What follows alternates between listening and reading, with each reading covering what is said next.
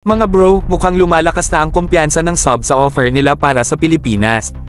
Sa kanilang latest social media post, pinagdiinan nila ang isang napakahalagang kakayahan ng JAS 39 Gripen, ang anti-shipping capability gamit ang Robot System 15 o RBS-15 air-launched anti-ship missile. Mga bro, mukhang may hinahandang matinding suntok para sa ating maritime defense.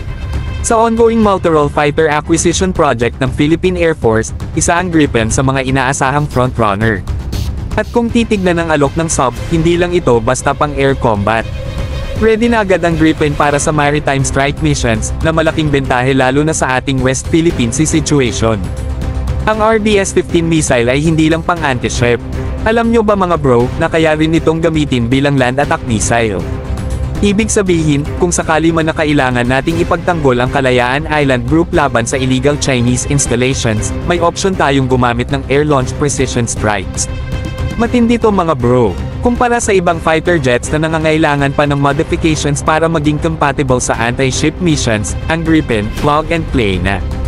Walang hassle, walang dagdag gastos, sakto sa pangangailangan natin. Sa isang sitwasyon kung saan bawat piso sa defense budget ay kailangang sulit, isang malaking plus to para sa sub. Pero syempre, may laban pa rin ang F-16 Viper, na siyang pangunahing kalaban ng Gripen sa project na to. Kaya ang tanong, sino ang mas swak para sa PAF? Kung mas gusto natin ng versatile na fighter jet na kayang sumabak sa both air-to-air at maritime strike missions agad-agad, malinaw na ang Gripen ang may advantage sa ganitong aspeto.